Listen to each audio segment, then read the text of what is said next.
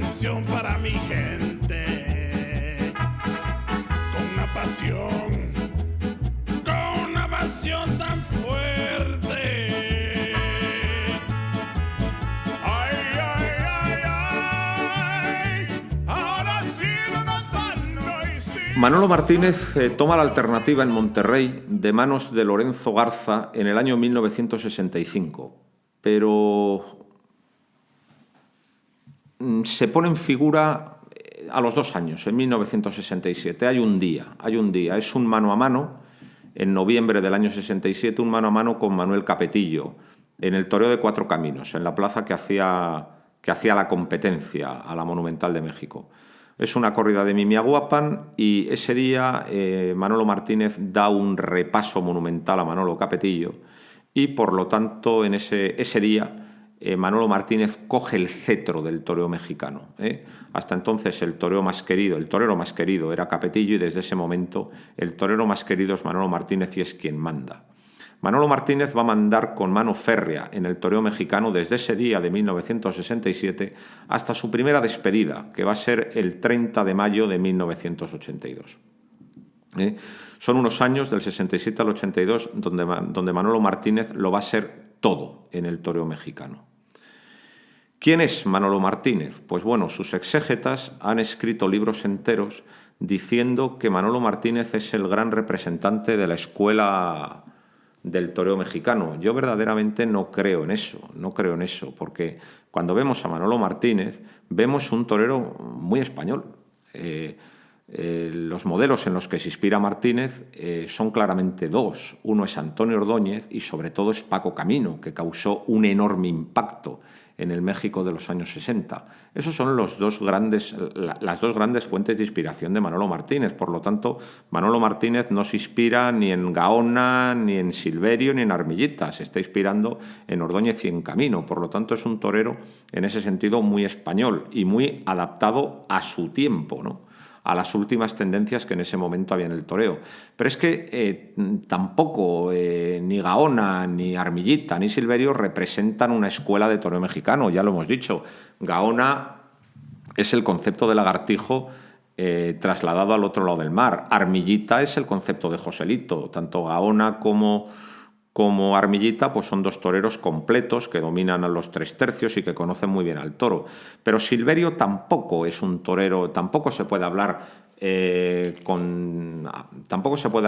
refiriéndonos a Silverio de una escuela mexicana del toreo, porque es verdad que Silverio tiene una enorme personalidad, pero es verdad también pues que bebe en las figuras de la Edad de Plata, como son Chicuelo y como son Domingo Ortega. Por lo tanto, yo ni creo en la escuela mexicana, ni creo en la escuela sevillana, ni creo en la escuela rondeña, ni creo en ninguna escuela. Los toreros mexicanos y los toreros españoles se están influyendo constantemente los unos a los otros. Por lo tanto, no hay escuelas. El toreo es uno.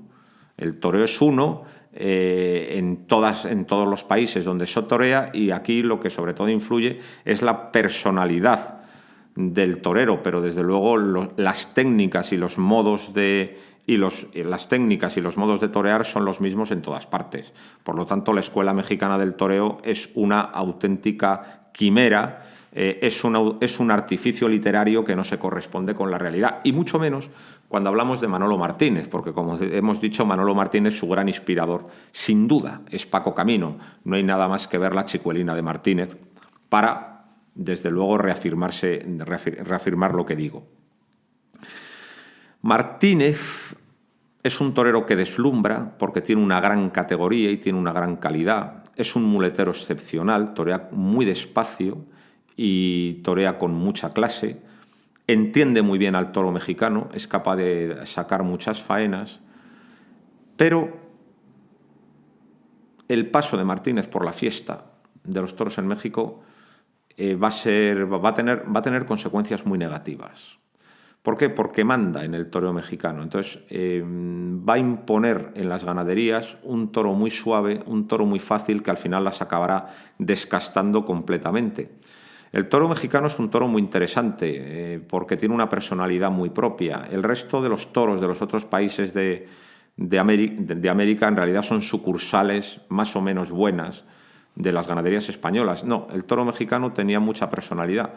Era un toro fundamentalmente de sangre saltillo, y la ganadería San Mateo, pues, que es la gran madre de las ganaderías mexicanas, pues había conseguido un toro pues que tenía mucha calidad. No era un toro muy bravo, pero era un toro de mucha calidad, de mucha más clase que el toro español, que permitía un toreo pues muy despacioso y permitía mucho arte.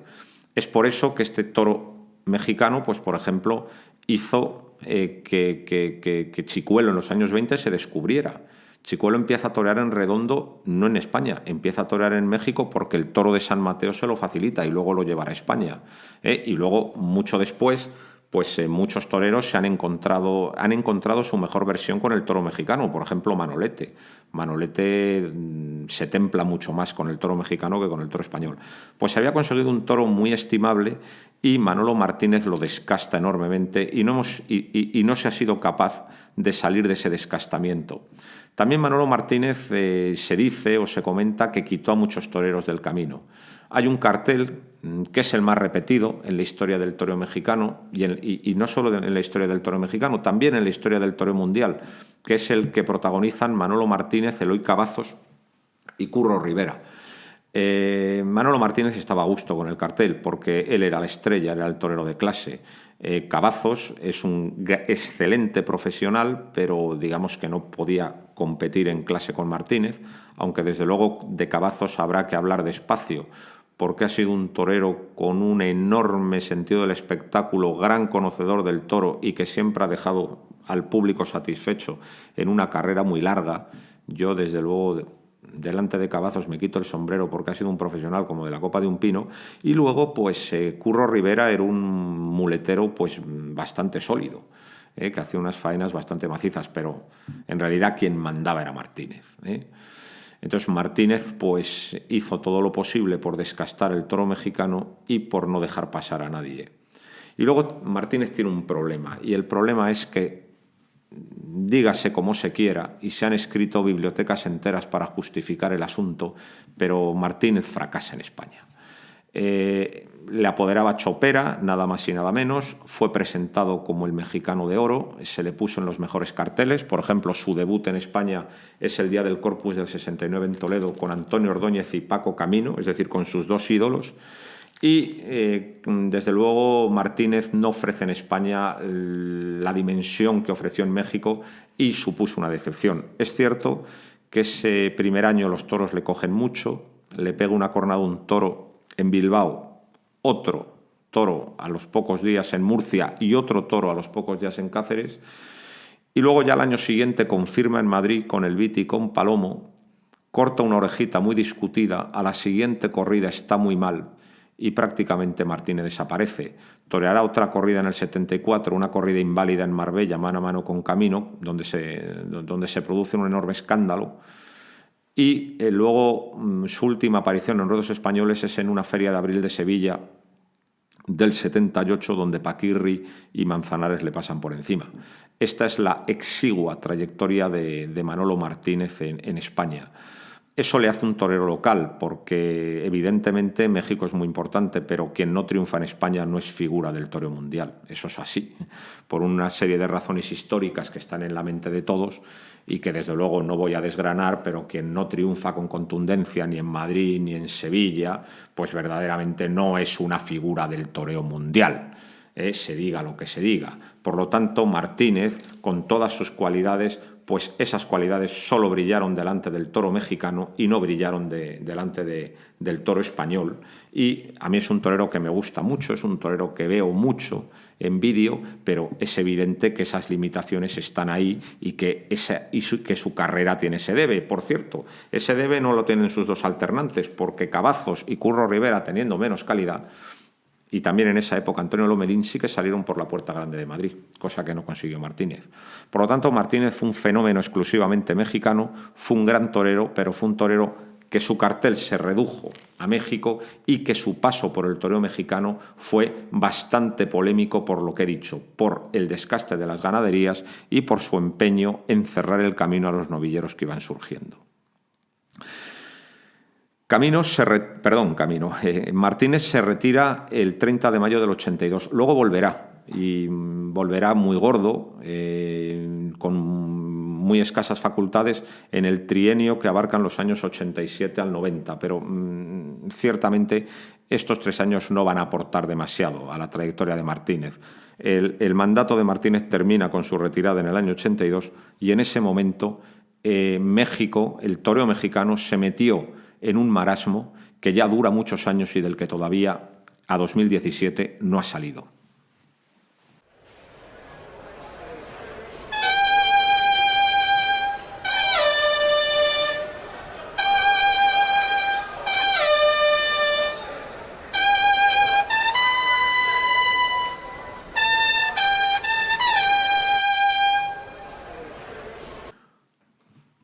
Como ya he dicho, Manolo Martínez se retiró el 30 de mayo del 82 y entonces comenzó el desierto, un desierto que dura la friolera de 35 años. Es difícil definir esta última etapa histórica del toreo mexicano porque está muy cerca y por lo tanto cuando las cosas están tan cerca pues muchas veces los árboles impiden ver el bosque y es difícil sacar conclusiones y consecuencias. Pero bueno, ya lo que es evidente es que el toreo mexicano vive una crisis. Vive una crisis.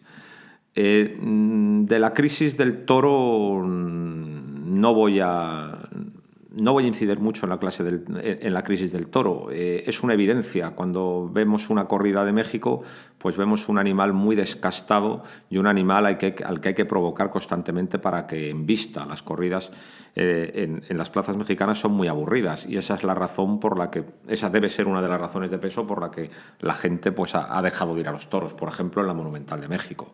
El toro está muy descastado, pero lo malo es que las figuras españolas que pasan por allí inciden en el descastamiento. ¿Por qué? Porque están encantados de torear ese toro borrego. En estos últimos años se ha hecho un esfuerzo por parte de algunos ganaderos mexicanos en traer toros de encastes modernos españoles para encastar aquello y los toreros españoles no los quieren. Prefieren el toro descastado, degenerado, de sangre aguada de San Mateo, que ya no da más de sí. Es decir, el problema del toro mexicano es un problema evidente. La tan cantada calidad del toro mexicano pues hace mucho que no se ve por ninguna parte. Esa calidad sí que era cierta hace 50 años, pero ahora pues verdaderamente brilla por su ausencia. Ese es un gran problema. La fiesta mexicana está protagonizada pues por un toro que no aporta ninguna emoción y que además muchas veces es muy chico y está muy afeitado. Es decir, la fiesta de los toros en México tiene un serio déficit de credibilidad, se diga lo que se diga. Ese es un problema que tiene. Y luego hay otro problema que no es imputable a Manolo Martínez. Yo creo que es imputable pues, a la época en que vivimos. Hay que tener en cuenta que México tiene una frontera de miles de kilómetros con los Estados Unidos.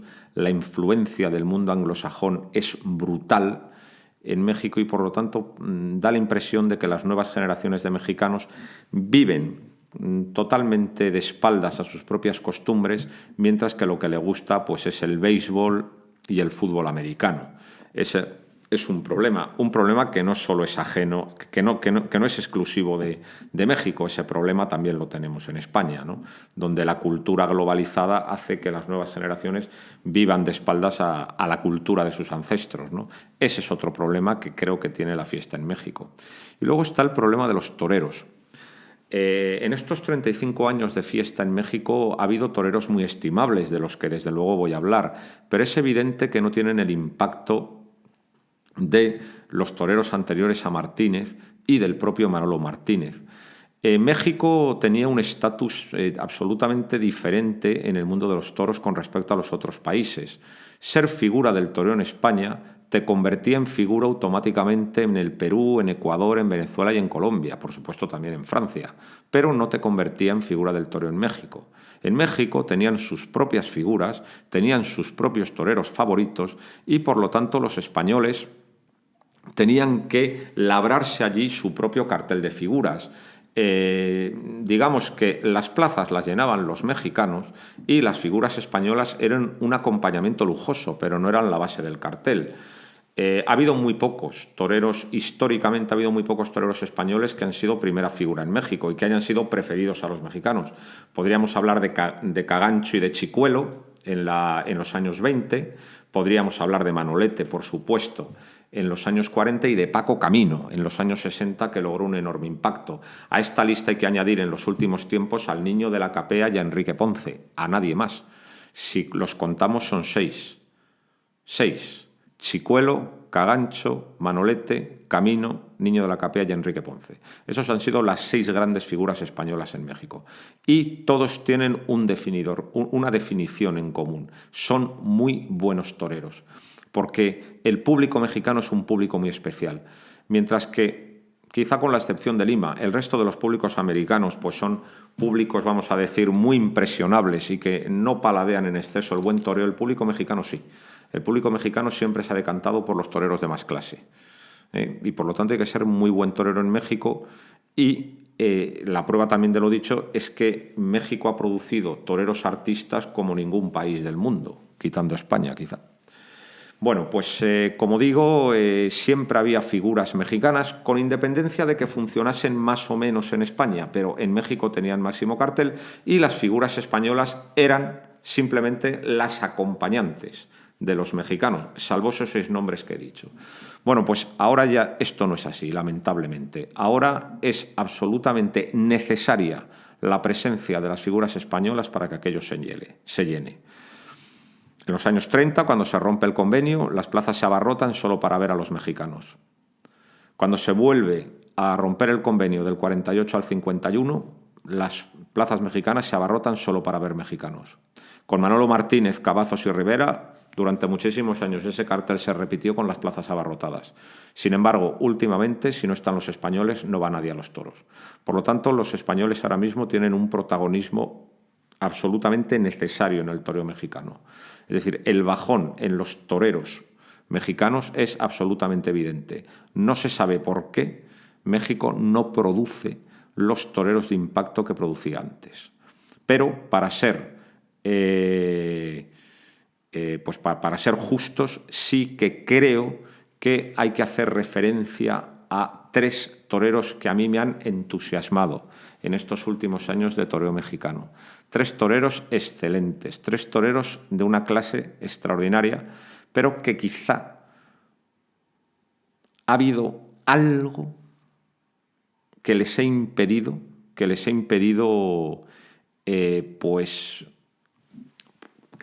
explotar completamente. Iba a hablar de David Silvetti, de Armillita, Chico, de Miguel y de Rodolfo Rodríguez El Pana, pero también tendría que hablar de Valente Arellano. Valente Arellano en el año 82 protagonizó un montón de novilladas en la Plaza México totalmente abarrotada. Parecía que Valente Arellano iba a ser pues el torero que iba a sacar a México del posmartinismo. Un torero muy completo, un torero muy poderoso, sin mucha clase, pero un torero arrollador, pero con la alternativa recién tomada se mató en un accidente de motocicleta y dejó a México pues huérfano de la figura que estaba esperando. Ahí hubo mala suerte. Pero, como digo, a mí me han encantado Silvetti, Miguel Espinosa Armillita y Rodolfo Rodríguez El Pana. Con respecto a Silvetti, yo creo que su problema ha sido un problema de facultades. Bueno, las imágenes que hay de él al principio de su carrera era un torero totalmente convencional. Yo creo que es precisamente a raíz de sus lesiones en las rodillas y a raíz de que no se puede mover cuando desarrolla un toreo absolutamente místico, absolutamente personal, muy sentido y, desde luego, con poquísimas facultades es capaz de pasarse el toro muy cerca y de crear una enorme emoción estética. Claro, era un torero que en esas condiciones pues no podía torear mucho y desde luego con el toro español no podía lucir, pero Silvetti pues ha sido un torero con una sensibilidad muy especial, con un amor a la fiesta de los toros que es absolutamente encomiable, ha tenido una entrega por su profesión enorme y desde luego es un torero muy especial que hay que comentar y que hay que hablar de él. Su contrapunto era Jorge Gutiérrez, que no tenía clase, pero le echaba ganas, ¿no? Es una pena lo de Silvetti y sus rodillas. Con respecto a Miguel Armillita, pues hay un libro de Fernando Viñes que se llama México 10 veces llanto, que desde luego se lo recomiendo encarecidamente porque es un gran libro, y creo que Viñes define a Armillita de maravilla. Dice, lo tiene todo. Tiene valor, tiene clase, conoce el oficio, tiene porte de torero. Lo único que no tiene es concentración. Armillita, dice Viñes, puede ser la máxima figura de México, pero lo deja para luego. Estoy completamente de acuerdo con la definición de Fernando Viñes. Armillita ha sido un torero que ha concentrado unas enormes virtudes. Desde luego, ya lo dije la semana pasada, la faena al novillo de Juan Pedro Domecq en el Festival de Julio Robles, yo es lo más inspirado que he visto, pero quizá ha tenido un temperamento abúlico que le ha impedido estar donde tenía que haber estado, que es en la cúspide del toreo mexicano y haber sido también figura en España. Pero, desde luego, yo creo que ha tenido una mano izquierda excepcional y de las mejores que ha habido en el toreo. Y con respecto a Rodolfo Rodríguez el Pana, pues yo a Rodolfo Rodríguez el Pana le tengo una enorme admiración. Es un torero con una personalidad muy especial. Yo creo que es el último romántico del toreo. Es un torero heredero de la edad de oro del toreo mexicano. Su muletazo está muy inspirado en Silverio, pero luego cuando torea por alto recuerda a Luis Procuna. También a veces recuerda al Soldado. Es un torero con una gran cultura taurina porque se ha inspirado en todo eso. Y el Pana, desde luego, tenía una enorme personalidad. Lamentablemente, yo creo que una vida, pues desde luego con una brecha literaria excepcional, pero muy maltratada por el alcohol, y alguna decisión en algún momento puntual de su carrera muy mal tomada, pues le impidió ser lo que tendría que haber sido.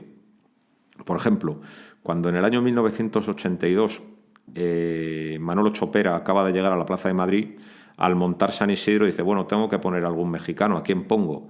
Y como en ese momento Chopera no conocía la realidad del toreo mexicano, pues se dejó asesorar y preguntó y le dijeron, hombre, pues pon al Pana, que es un torero que tiene mucha personalidad. Chopera le quiso contratar y el Pana pues ignoró esta propuesta y hizo muy mal. ¿Por qué? Porque solamente estando anunciado en San Isidro hubiera supuesto una patada en la boca a Manolo Martínez, que le estaba vetando de todas partes. Solo la presencia.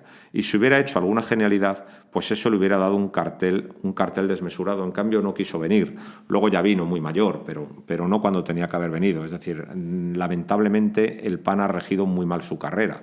Pero yo creo que, por ejemplo, el trasteo que hizo el 7 de enero de 2007 al toro Rey Mago en la Monumental de México, por cierto, después del brindis más delirante y más genial de toda la historia del toreo, brindó el toro a las señoras putas, pues el trasteo que hizo el Pana Rey Mago yo creo que es de los más inspirados y de los más grandiosos de la historia del toreo. Yo creo que está a la altura del de Silverio con el toro de Pastegé, del de Paula en Vistalegre, del de Curro Romero, pues por ejemplo con el toro de Benítez Cubero en Madrid. Fue un trasteo de esa inspiración, de gran artista. Los muletazos fluyeron absolutamente lentos, indolentes, y fue un faenón.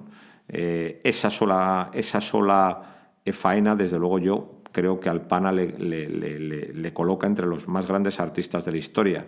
Pero es triste que Valente Arellano se matara tan pronto en un accidente, y es triste también que por unas razones o por otras, o por razones de limitaciones físicas, o por falta de temperamento, o por decisiones desdichadas, los toreros mexicanos que tenían que haber mandado en el toreo mexicano de su tiempo no lo hicieran, o no pudieran hacerlo. Y entonces esto ha hecho pues que estos últimos años de toreo en México pues hayan transcurrido pues en un tono bastante triste y bastante lánguido, y que la presencia de los españoles ahora sea absolutamente imprescindible.